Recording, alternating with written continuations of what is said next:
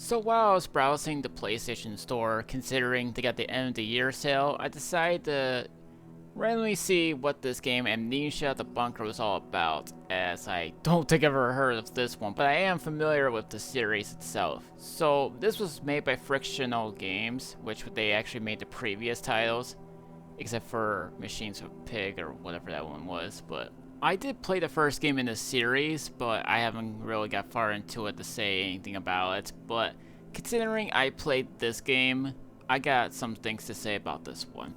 But first, the game does take place in World War I, and we got attacked by the enemies, soldiers, and then all of a sudden, you wake up in the bed, you seem to be wounded, and all of a sudden this monster comes out of nowhere and starts terrorizing everyone in there. So, you have a gun. Yes. For the first time ever in an Amnesia game, you get a gun. But there's only two weapons you can have. The Magnum and the shotgun. Well, it's really a revolver, but still, whatever. Anyhow, there's only two weapons in the game you can use, but there are some other weapons you can use in terms of like self-defense or coming up with ways to bypass certain enemies and stuff. You got the torch, which can scare away rats. You got the meat, where they can lure them away. There's also grenades, gas grenades, and there's also some bandages you can use. And you can also get gasoline on a bottle, and you can use that to make it a Molotov. There are some crafting materials in the game, but there isn't too many to like craft. But the ones I always find are always like the health kits. There's plenty of cloths, but look, if you guys are gonna go guns blazing in the game, don't even bother. There's very, very limited ammo in the game, so you only have to use this wisely. The reason I say this because not only that you can defend yourself at certain times, but if you really see a locked door, then I don't know what else to tell you. Use the gun to take down the lock pads, and then you can progress. Either it be a door or it could be like a file cabinet. There's also fuel you're gonna need to consume because you need to preserve and consume them.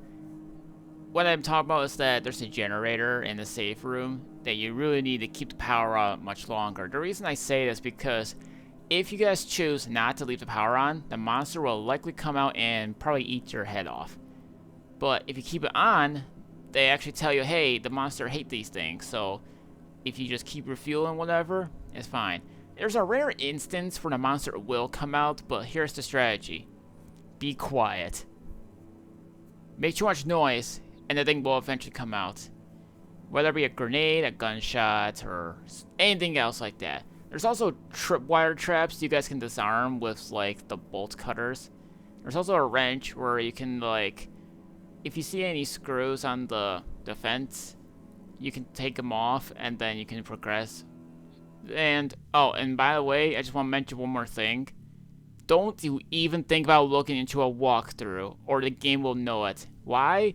Well, here's the reason why. Codes in the game are randomly generated, including the radio broadcasting, so that's technically all I'm going to say about that one. If you guys are really going to look into a walkthrough as to how you open the doors with codes, again, don't even think about it for a second. But I can tell you how to get these codes. Dog tags. Dog tags can help you open up these lockers, which will have supplies for you, whether it be a pouch, maybe a weapon or two, maybe ammo, and plenty more. Including like key items like a valve, so that way you can like open up the emergency locks and whatever. Do you have any idea how many times I accidentally got an achievement without even realizing it? It's funny. There are some stuff that can help you progress through the game, and the game can take up to like 5 hours for you guys to beat the game, but if you know what you're doing, it'll take you up to 2. My one advice for you guys is to be quiet, don't make too much loud noise, and make sure you preserve ammo. If a monster is getting up close to your face, then just use like one shot and run away.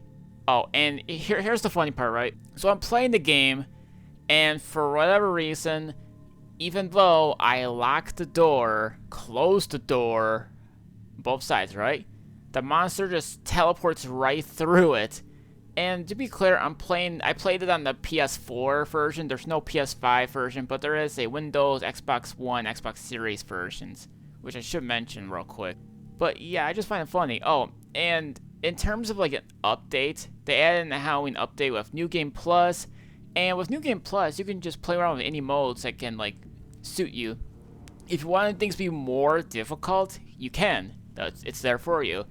I've watched a review beforehand while I grabbed the game of G-Man saying there's only one place where you can save the game. I think it really depends on difficulty, because if you guys are playing easy mode, then some sub-levels will give you the save locations. The lanterns are your save thing, which you're going to need to in order to save your progress. If you need to retry again, you just turn off the lamp and turn back on, like those lanterns or whatever. Another one I found was where I was looking for that plunger, but before I even go to the room that is. But yeah, I kind of want to call out that for misleading, unless the Halloween update included it.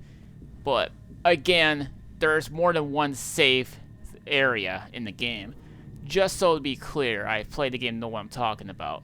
But yeah, there's plenty of like resources you can do, but that really depends on difficulty you guys play on. But I will just say this. There is a brand new difficulty in terms of a Halloween update. But look, if you want to play around the settings, you're going to have to beat the game first in order to do that.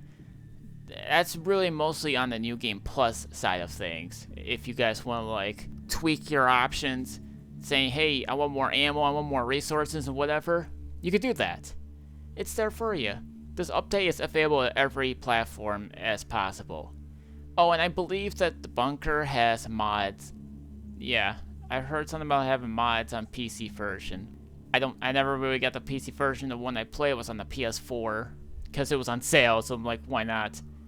Storage-wise, it's not bad. So it's not going to take up a whole bunch of space. Considering how short the game is, that's if you know what you're doing. And I'm surprised I even managed to beat the game. Use some strategy when it comes to certain situations. Oh, and if you see like a door you can't even budge open that's made of wood, either grab something that's hard and throw it a few times until it breaks, or just use a grenade.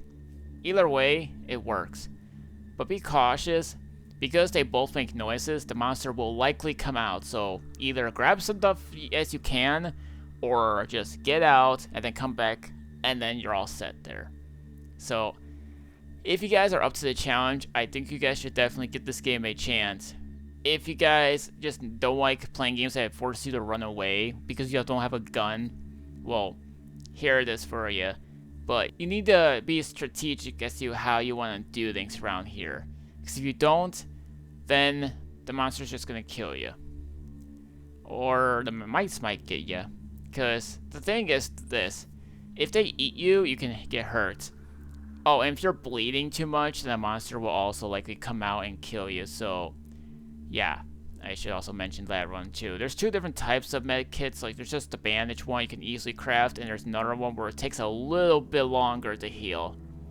There's also like this little light you can carry with you, but it's like you have to charge like you're starting up a lawnmower or maybe a chainsaw.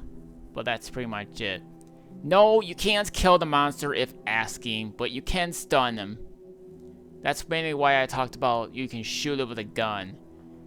Oh, by the way, you can use a shotgun to shoot doors open if you want to, but be advised, you're not going to find as much ammo for shotgun as much as you will with the revolver, so keep that one in mind.